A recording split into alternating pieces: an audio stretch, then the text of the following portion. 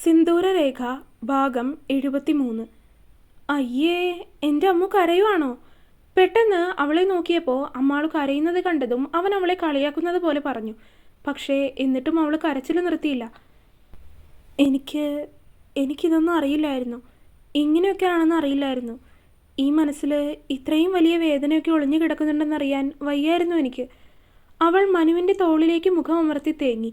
മനു ഒന്നും മിണ്ടാതെ അമ്മാളുവിനെ തന്നിലേക്ക് ചേർത്തിരുത്തുക മാത്രമാണ് ചെയ്തത്. എന്നിട്ട് എന്തായി മനുവേട്ടാ? അവൾ എന്തിനാ അങ്ങനെയൊക്കെ പറഞ്ഞത്? ആരോ ഇതൊക്കെ ചെയ്തത്? എല്ലാം തെളിയും. ഇതുവരെ അതൊന്നും പിന്നീട് ആരും അന്വേഷിച്ച് പോയിട്ടില്ല. ബട്ട് എനിക്കതെല്ലാം അങ്ങനെ മറന്നു കളയാൻ പറ്റുന്നതല്ലല്ലോ. മനുവേട്ടൻ അത് കഴിഞ്ഞ് ഹോസ്പിറ്റലിലേക്ക് പോയിട്ടില്ലേ? അമ്മാളു അവൻ്റെ മുഖത്തേക്ക് ആവശ്യമാണെന്ന് പറഞ്ഞ് വിളിച്ചത് കൊണ്ട് ഞാൻ പോയിട്ടില്ല. മനു പറഞ്ഞതും അമ്മാളു അവൻ്റെ മുഖത്തേക്ക് തന്നെ നോക്കിയിരുന്നു. അത് കഴിഞ്ഞ് മനുവേട്ടൻ സ്വയം മാറി അല്ലേ? ഒരുപാട്. അമ്മാളുവിൻ്റെ ചോദ്യത്തിൽ വേഗം തന്നെ മനുവിൻ്റെ ഉത്തരവും വന്നിരുന്നു.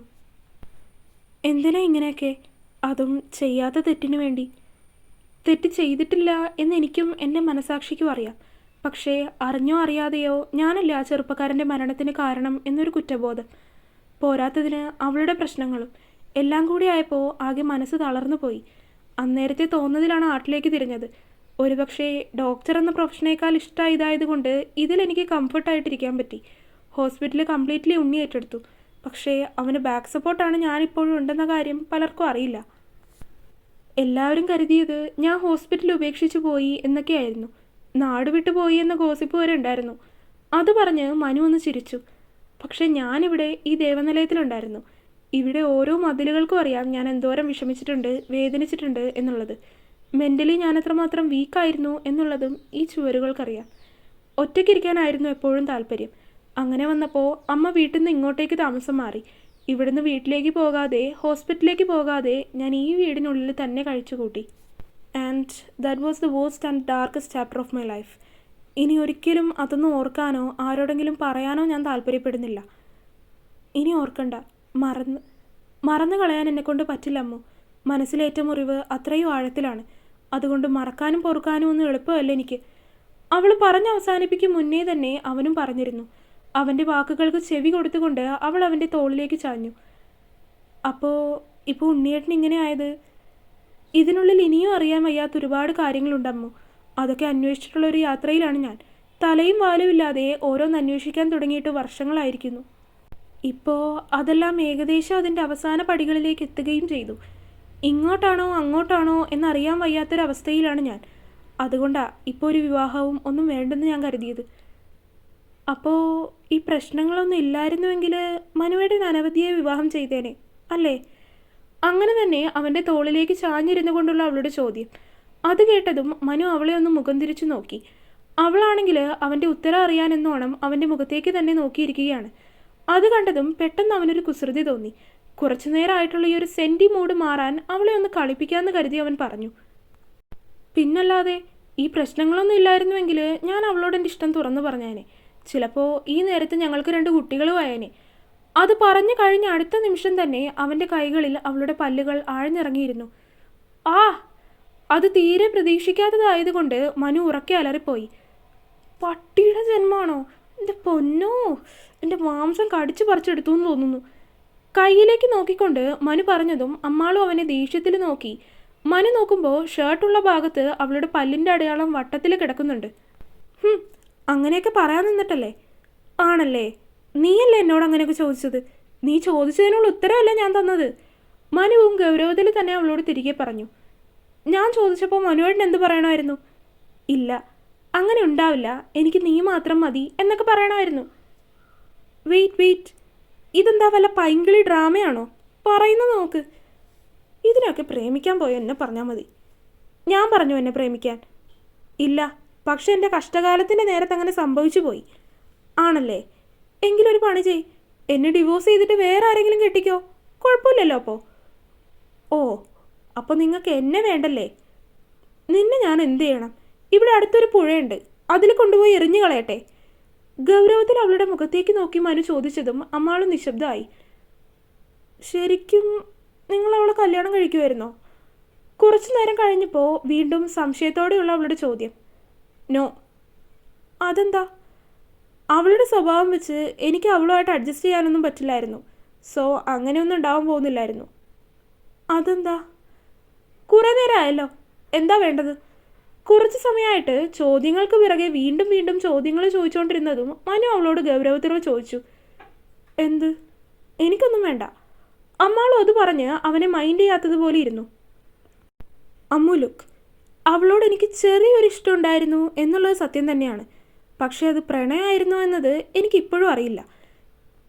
ആൻഡ് ദെൻ അന്ന് ഞാൻ ചെയ്യാത്തൊരു കാര്യത്തിന് അവൾ എൻ്റെ മേലെ പഴിചാരിയപ്പോൾ ഉണ്ടായിരുന്ന ഒരു കുഞ്ഞൊരു ഇഷ്ടം പോലും എൻ്റെ മനസ്സിൽ നിന്ന് ഇല്ലാതായി പോയിട്ടുണ്ട്. ഇപ്പോൾ മനസ്സിൽ അവളോടുള്ള വെറുപ്പ് മാത്രമാണുള്ളത്. അതുകൊണ്ട് ഇനി അതിനെക്കുറിച്ച് ആലോചിച്ച് വെറുതെ മനസ്സ് വിഷമിപ്പിക്കാൻ നിൽക്കരുത്. എനിക്കതിന് വിഷമമൊന്നുമില്ല. അമ്മാളു അവനോട് പുച്ഛത്തോടെ പറഞ്ഞു. ഇതുവരെയുള്ള എൻ്റെ ലൈഫ് അറിഞ്ഞു കഴിഞ്ഞിട്ട് ഇപ്പോൾ എന്ത് തോന്നുന്നു? സത്യം പറയാമല്ലോ മനുവേട്ട, ഒരു സിനിമയാക്കാനുള്ള അത്രയും കഥ നിങ്ങളുടെ ജീവിതത്തിൽ നടന്നിട്ടുണ്ട്. ഞാനിത് എഴുതി ബുക്കായിട്ട് വല്ലതും പ്രസിദ്ധീകരിച്ചാലോ എന്ന് ആലോചിക്കുവാണ്. ഭയങ്കരമായിട്ട് ആലോചന പോലെ അമ്മാൾ പറഞ്ഞതും മനു തലയ്ക്ക് കൈ കൊടുത്തുകൊണ്ട് അവളെ നോക്കി. ഓ എൻ്റെ ഈശ്വരാ, അതല്ല ഞാൻ ചോദിച്ചത്. എന്നെ വിവാഹം ചെയ്തത് എടുത്തുചാട്ടമായിപ്പോയി എന്ന് വല്ലതും തോന്നുന്നുണ്ടോ? ഓ, അതിന് തോന്നാനൊന്നുമില്ലല്ലോ. പൊടി മണ്ടു എന്ന് പറഞ്ഞ് അവളുടെ തലയിലൊന്ന് കൊട്ടിക്കൊണ്ട് അവൻ പുറത്തേക്കിറങ്ങി. എങ്ങനെയൊക്കെ ആയാലും അമ്മ അറിയേണ്ട കാര്യമാണല്ലോ എന്ന് കരുതി വൈകുന്നേരം ഉണ്ണിക്ക് ആക്സിഡൻ്റ് ആയ കാര്യം മനു അമ്മയോടും പറഞ്ഞു. വൈകുന്നേരം അമ്പലത്തിൽ പോയപ്പോൾ ഉണ്ണി കൂടെ ഉണ്ടാകാതെ ആയപ്പോൾ അമ്മ ചോദിച്ചതുകൊണ്ടാണ് അവനത് പറഞ്ഞത്. അതറിഞ്ഞപ്പോൾ മുതൽ മനുവിനെ ദേഷ്യത്തോടെ ഓരോന്ന് പറഞ്ഞുകൊണ്ട് അമ്മ ദേവനിലയത്തിലേക്കെത്തി. വിവരങ്ങളൊന്നും തന്നോട് പറയാതിരുന്നത് കൊണ്ട് അമ്മ മനുവിനോടും ഉണ്ണിയോടും ഒരുപോലെ ദേഷ്യപ്പെടുകയാണ് ചെയ്തത്. കൂട്ടത്തിൽ അവന് പ്രത്യേകിച്ച് വേറെ കുഴപ്പമൊന്നുമില്ല എന്ന് നോക്കിക്കൊണ്ട് തന്നെ അമ്മ തിരികെ തറവാട്ടിലേക്ക് തന്നെ പോയിരുന്നു. മനുവേട്ടാ, രാത്രി അമ്പലത്തിലെ ചടങ്ങുകളൊക്കെ കഴിഞ്ഞ് ഇരുവരും ക്ഷീണിച്ചാണ് തിരികെ വന്നത്. ഉത്സവം അതിൻ്റെ അവസാന ദിവസങ്ങളിലേക്ക് കടന്നതുകൊണ്ട് തന്നെ പൂജകളും കർമ്മങ്ങളും ഒക്കെ അല്പം നീളും. അതുകൊണ്ട് രാത്രി ഏകദേശം 10 മണിയായപ്പോഴാണ് അമ്പലത്തിൽ നിന്ന് രണ്ടുപേരും തിരികെ വീട്ടിലേക്ക് എത്തിയത്. കട്ടിലിലേക്ക് കിടന്നപ്പോഴാണ് അവനെ അവൾ വിളിക്കുന്നത്. എന്താ? അനവധി എന്തിനാവ് എന്നെ വിളിച്ചതെന്ന് മനുവേട്ടൻ ചോദിച്ചില്ലല്ലോ. അതിനവൾ വിളിച്ചാലും അവൾ എന്ത് ചെയ്യാനാണ്? അവൾക്കൊക്കെ ഇതുപോലെ ഫോണിലൂടെ ഭീഷണിപ്പെടുത്താനും വിളിച്ചോരോന്നൊക്കെ പറയാനും ഒക്കെ കഴിയുള്ളൂ. നേരിട്ട് ഒന്ന് സംസാരിക്കാനുള്ള ധൈര്യമൊന്നും അവൾക്ക് ഇന്നുമില്ല, അന്നുമില്ല. എന്നാലും എന്തിനായിരിക്കും അവൾ എന്നെ വിളിച്ചിട്ടുണ്ടാവുക? അത് നിനക്ക് അവളോട് ചോദിക്കായിരുന്നില്ലേ? ഞാൻ ചോദിച്ചപ്പോൾ അവൾ പറഞ്ഞു എന്തെങ്കിലും അറിയണമെന്നുണ്ടെങ്കിൽ മനുവേട്ടനോട് ചോദിച്ചാൽ മതിയെന്ന്. അവൾ അങ്ങനെ പറഞ്ഞോ? പിന്നെ എനിക്കിവളുടെ അവളുടെ കാര്യം അന്വേഷിച്ച് നടക്കലല്ലേ പണി. മനു അതിനെ പുച്ഛിച്ചു. അല്ല മനുവേട്ടാ, ഈ പ്രശ്നങ്ങളൊക്കെ ഉണ്ടായപ്പോൾ സിറിൽ സാറൊക്കെ എവിടെയായിരുന്നു? അയാളൊന്നും സഹായിക്കാൻ വന്നില്ലേ? അവരുടെ സ്ഥാപനങ്ങളൊക്കെ ഓൾറെഡി നഷ്ടത്തിലായിരുന്നു. പിന്നെ ആ സമയത്ത് സാറിന് സ്ട്രോക്ക് വന്നിട്ട് അതിൻ്റെ ചികിത്സയ്ക്കായിട്ട് മുംബൈയിലേക്ക് പോയിരിക്കുമായിരുന്നു.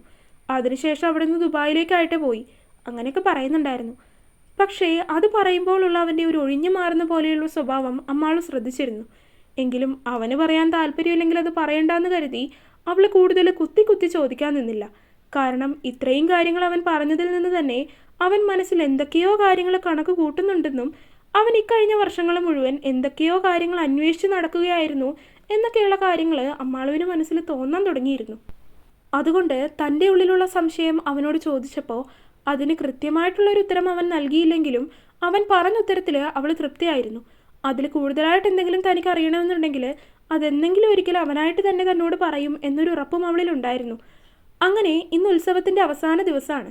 ഈ ദിവസം കൂടി കഴിഞ്ഞാൽ പിറ്റേ ദിവസം തന്നെ തിരികെ വീട്ടിലേക്ക് പോകണം എന്നാണ് എല്ലാവരും തീരുമാനിച്ചിരിക്കുന്നത്. കാരണം അവിടുത്തെ വീട് അടച്ചു പൂട്ടിയിട്ട് വന്നിട്ട് ഇന്നേക്ക് 7 ദിവസം കഴിഞ്ഞിരിക്കുന്നു. അതായത് ഒരാഴ്ച. ഈ ഒരാഴ്ച കൊണ്ട് തന്നെ ഗാർഡനിലുള്ള ചെടികളും മരങ്ങളും ഒക്കെ ഇല പൊഴിച്ചും ആകെ വീട് നാശമായി കിടക്കുന്നുണ്ടായിരുന്നു എന്നാണ് അമ്മ പറയുന്നത്. അതുകൊണ്ട് എങ്ങനെയെങ്കിലും ഒന്ന് തിരികെ വീട്ടിലേക്ക് പോയാൽ മതി എന്ന ചിന്തയിലാണ് അമ്മയും മനുവും എല്ലാവരും. തുടരും. അപ്പോൾ വീഡിയോ കണ്ടവരെല്ലാവരും വീഡിയോ ലൈക്ക് ചെയ്യുക. നിങ്ങളുടെ അഭിപ്രായങ്ങൾ എന്തായാലും അത് കമൻ്റായിട്ട് അറിയിക്കുക. ചാനൽ സബ്സ്ക്രൈബ് ചെയ്യാത്തവരൊക്കെ സബ്സ്ക്രൈബ് ചെയ്യുക. അടുത്ത പാർട്ടായിട്ട് നാളെ വരാം. ബൈ.